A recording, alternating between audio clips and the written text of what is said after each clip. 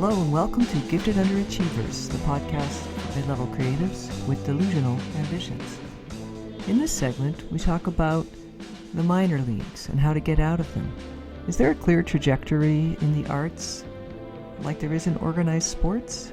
If not, what can help you move forward in your creative field of choice? Hope you enjoy. Hey, Pat. Yes, James. Well, I'm down at the Gifted Underachievers softball field where Oh, we have our pickup games and we play other podcasts, yeah. uh, which is always difficult for us because you're pitching and I'm in the outfield, and so we usually get beaten by some of the larger podcasts who can field more players. Right. And I have tennis elbow, so I'm And pitching left-handed, which I'm yeah, right-handed. yeah. So there's a lot of walks. It's almost, the games are very fast. Yeah, the games, yeah, they're actually probably pretty boring. But anyway, what it's got me thinking about, but you had sent me this Substack story called "What Are Literary Magazines All About?" And Yeah. it's a Semyon Kolkolov talking about the about pages on literary journals as a Okay. way for writers who want to submit to kind of understand what is it that they publish, and says they're so vague that they're absolutely useless, which is my summarization. Anyway, it got me thinking, what it got me to thinking about when I started this whole thing of wanting to be a writer was literary magazines were really a very almost clear way to get into publishing, to get into writing. They were like the minor leagues Hmm. in a way. Yeah. And so it got me thinking, what are the minor leagues Yeah. for creatives? No matter your domain, Yeah. where do you start? How do you find your way up? What is the pathway? What does it look like? And Excellent question. so I went to a very well-known search engine that provides also AI results. So, very upfront that these are AI results, but I'll give out the sources to them. But I looked at three different creative domains: artists, writers, and actors. Hmm. Right. And so again, there's a lot of holes, and we're not going to critique the AI here. It's more just a kind of, isn't that interesting, and a little compare and contrast. Hmm. But for artists, what it says is the minor leagues, art school and university programs, residencies and fellowships, Yeah. community and regional galleries, specialized competitions and commercial projects, online portfolio platforms. Now, I imagine any artist who's listening is cringing because it's missing something, or these are, not at all what they would list. And that's fine. And, the sources that it gave were Art Students League, University of Arkansas, Metropolitan State University, Denver. And again, we're being very US centric here. And I think it'd be a lot of fun to look at Canada and Europe in a later episode. Hmm. Uh, so and then for writers, the sources were Magazine Line, League of Vermont Writers, and University of Iowa Press. And the key minor league, venues for writers are literary magazines and journals, small presses and independent publishers, writers groups and guilds, online platforms and competitions, writing residencies and fellowships. And there's a little bit of a theme there with some of our experiments that we've run. But Hmm. the third one for actors, and the sources are Fairleigh Dickinson University and Backstage. And for theater and stage, they break it into different areas. Theater and stage is regional theater and non-equity theater, summer stock and dinner theater, off Broadway, pretty much New York City. Film and television, student films and independent projects, local commercials and industrial films, background acting, otherwise known as extra work, soap operas and episodic guest roles.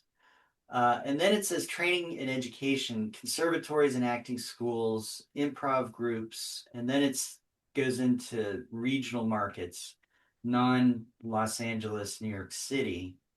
And it says cities like Atlanta, Chicago, New Orleans, and Vancouver. So we're touching Canada here. have huge production scenes that are often considered stepping stones to larger markets in Los Angeles and New York City.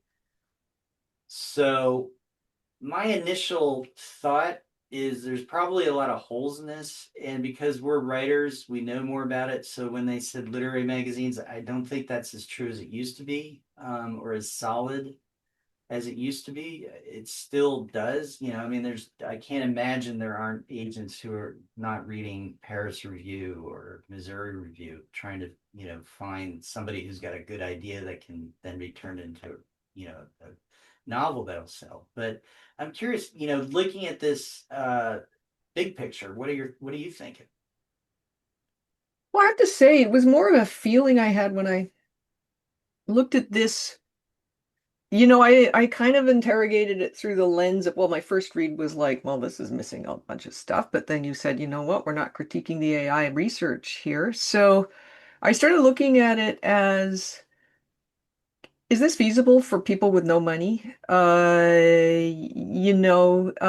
many of these so-called minor league training grounds that are supposed to help you gain experience or build a portfolio. If you're an actor, you need headshots, you need all this stuff, you need clips, you need audition tapes, I guess, or you need the resources to do them. If you're an artist, you need a place to work and you need your stuff in order to, materials, I should say. And if you're a writer, it's a little, I suppose, less dependent on money, but to get into many of the things they talked about as being sort of minor league training grounds takes money. And they didn't even mention MFA programs, which to me are a big Yeah, deal for writers because that's where you meet people, working writers. They are the faculty, and then they have agents, and that's how yeah, that's one. And you need about 40 grand to do one of those in the US. Um, so my point is that I felt a little sad because the minor leagues seem probably like the minor leagues in baseball, that you would need to have not just real drive and ambition to want to try and vault from the minors to a major league position, and not just talent, but also support and resources. And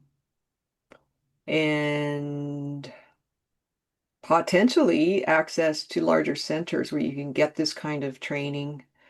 I'm not saying it's impossible for everyone, but I think what struck me is that there's it's like wealthy, I'm not talking about artists now. I'm talking about the sons and daughters of wealthy people. They are more likely to build and retain wealth just because of how they started at a certain set point. They have access to better opportunities right away, all through school and education, and then social groups, and a lot of arts are based on who you know, but the right. winnowing process. So, if like Jodie Foster, you grow up in a industry town and you're the Coppertone kid at age 3, then you've it's not that they were rich, they weren't, but they had access because they were already in that town, or moved there to start the kids on acting careers.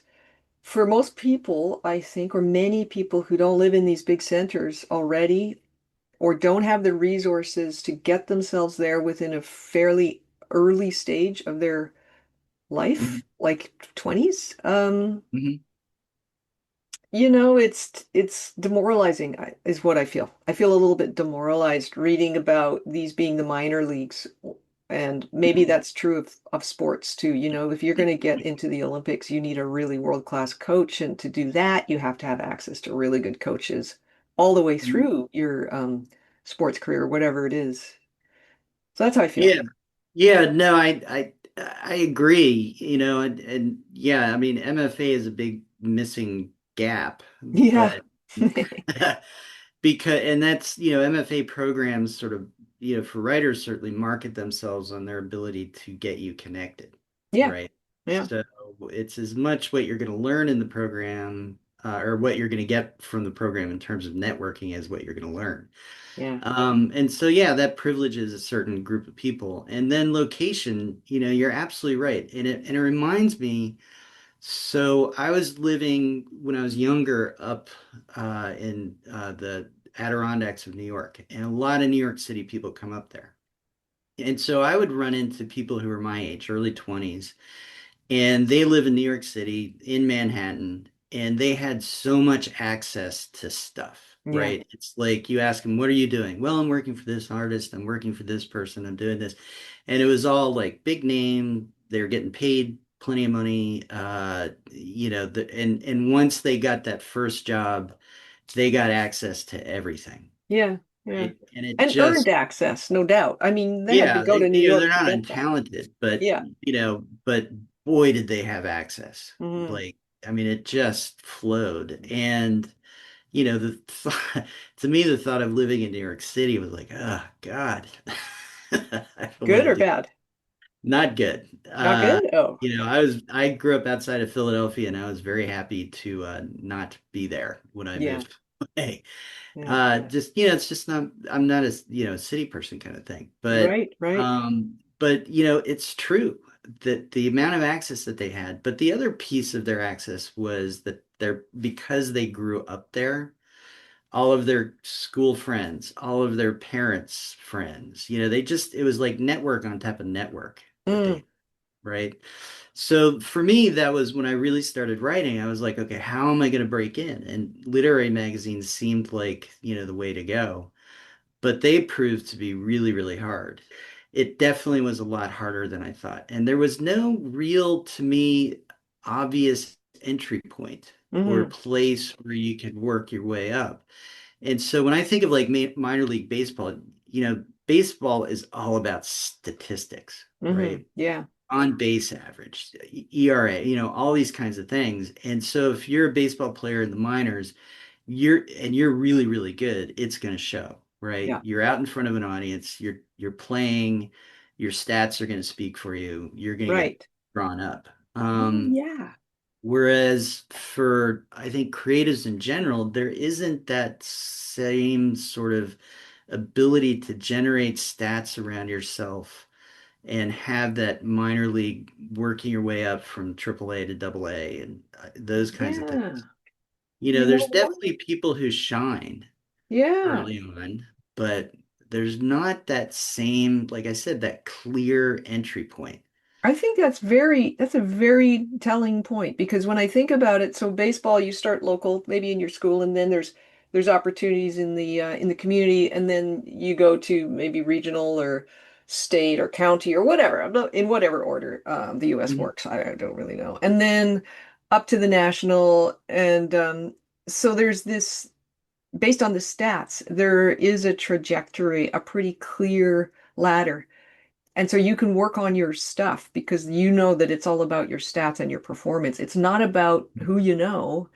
Uh, it's about getting to the nearest game, Yeah. and Yeah. staying in. And of course, they need uniforms and shoes and all that stuff, but it seems a bit more democratic actually than the arts, which is there's no clear trajectory really unless you live in a larger center where it has this Mhm. kind of there's a school for this, a school for this, a school for this, and if you shine in those schools, you're more likely to get a good opportunity, but you need money for the schools. You need to be near enough to them. Mhm. So it is a little muddier in the creative fields, and that's I think that's what we're feeling. It's based a little bit more than we like it to be based on things that you don't really have a lot of control over as a young person.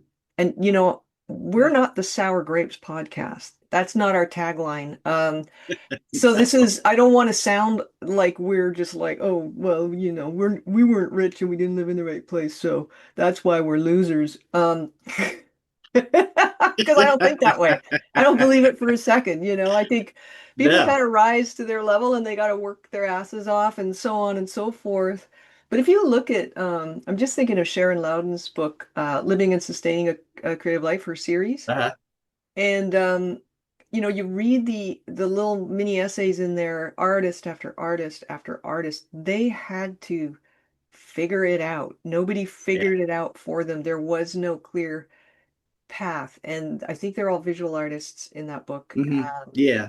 in those books. And that's great because I don't know enough about the visual arts. I learned so much reading those, Mhm. but also my sense from it was that you had to have this element of flexibility and hardiness and sort of belief in yourself that Mhm. mattered more than there being a clear trajectory.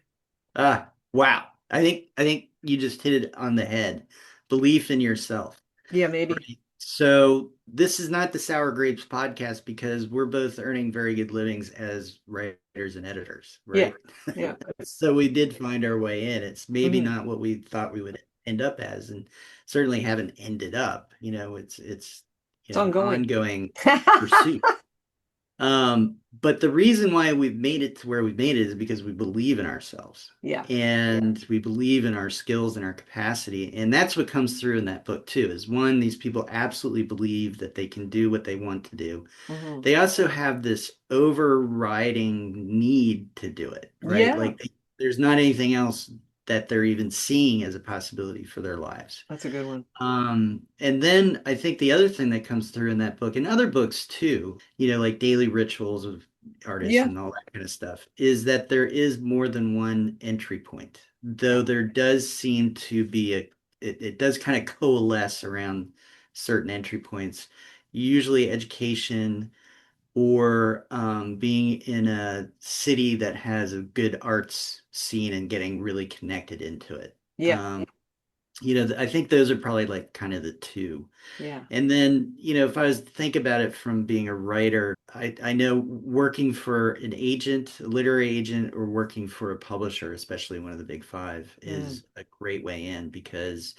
you're going to make all kinds of connections. And then, Mm. the other thing that I thought was interesting too is for actors, and again, this is AI breaking things up. This isn't somebody who really knows what they're talking about breaking it up, but they broke it into theater and stage, film and television, and then training and education and regional markets, Mm. so you get out of the LA, New York scene. And it reminds me a little bit too of being a musician, whereas there's a lot of entry points. Yeah.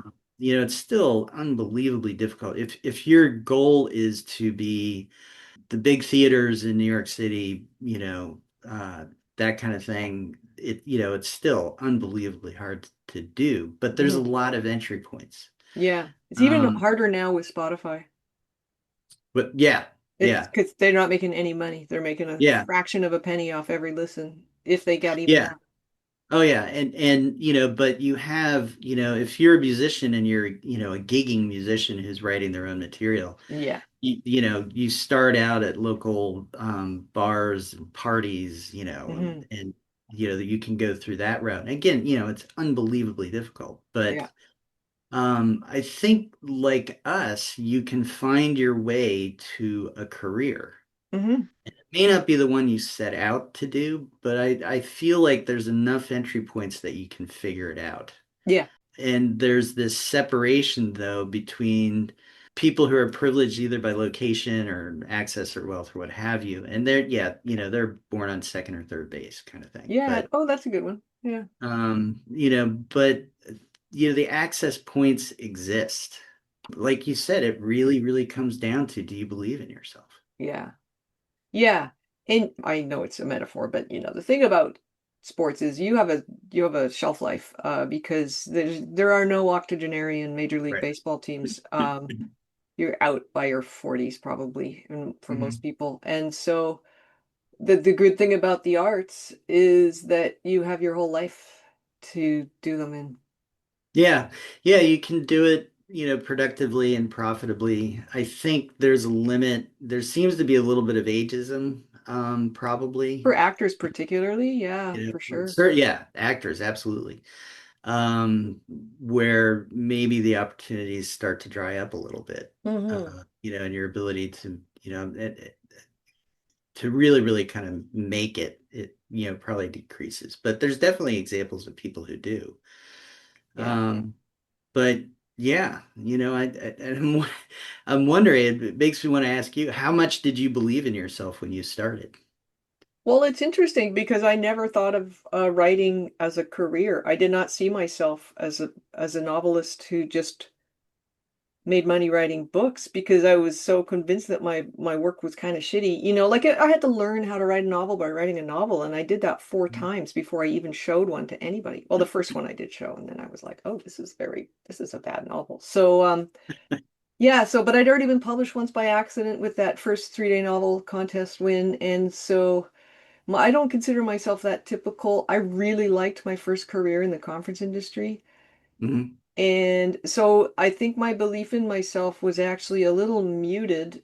I mean, I got a big boost by getting something published when I was 25. And then after that, I realized how hard it was. And I believed in myself enough to get up at 5 and write for 2 hours before I left for work, 5 days a week. And I believed in myself enough to buy a bunch of books on craft and go to like night school and, apply for scholarships and writing schools and stuff. I believed in myself for decades, enough to make it not so much part of my identity, but part of my self-actualization, I guess. Mhm.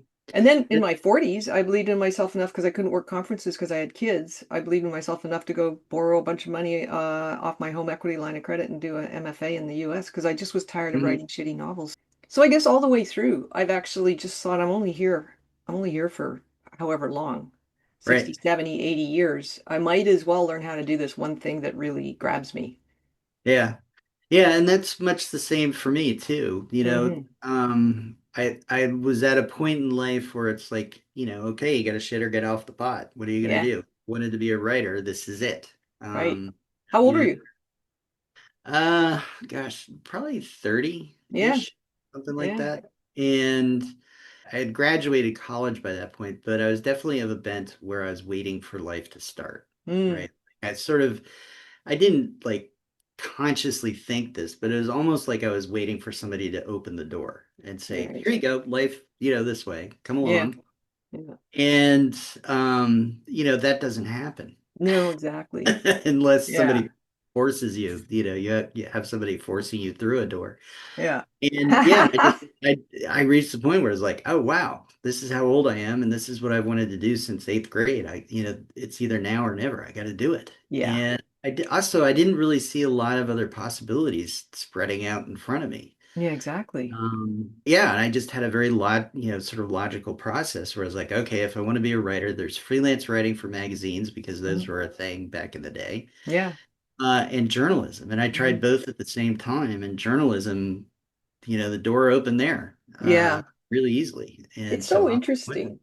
I think that's great. And it's because we are different. I write part-time. I have never been a full-time writer. You've been a full-time writer for the last Mhm. several decades. So, Yeah, couple anyway, right? Three. yeah, yeah, yeah. I guess Um, that. Whatever, like it doesn't really matter, but the point is, there's more than one way to skin a cat. And what you did was decide that you got to open your own doors and to pick how you're going to enter the field and then just work as hard Yeah. as you could.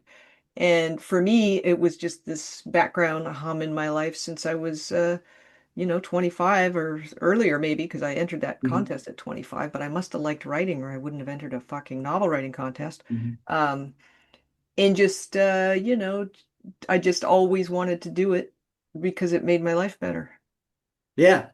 Are there regrets? Not really. I mean, there's definitely choices along the way that I wish I had made, and things, that happen, like things blow up and public, you get a yes and then it turns into a no and you want to like pull your hair out. Yeah. Those kinds of things. But no, I don't regret doing what I've done. Yeah. When I talk to people too, I say one of the skills, the two things that developed resilience and another set of other sets of skills that have helped me out. One was working in busy restaurants as a cook, Mm, right? You learn what it's like to get in the weeds and yeah. have to figure your way through and just how to prioritize and organize and prepare and all those kinds of things. So it was really good for that. And the other was being a deadhead who had to Yeah. sneak into shows That's awesome. because I couldn't afford to buy like all the tickets to the place. And Yeah. so you learn that, the front door may not let you in, but maybe there's a side door, another way to get in. And so you just sort of realize there's other ways to do things than the prescribed method. Yeah. Right. Same for me. And I think, I have zero regrets because pointless, but also because as much as I'm a writer and as much as I've written, since that first contest win, written every year, so many things, I never stopped writing. I'm a reader. I am also a reader. I'm such an appreciator of the art form, and that's what my day job is. I read, so I have the best of both worlds. So I have absolutely no regrets. Cool. Yeah. All right. It's less a literal minor leagues as it is a minor leagues of the mind. And the heart. Yeah. Thanks so much for listening to Gifted Underachievers, the podcast for mid-level creatives with delusional ambitions. You can find us on iTunes, Spotify, and anywhere else you listen to podcasts. Hope you have a great creative week.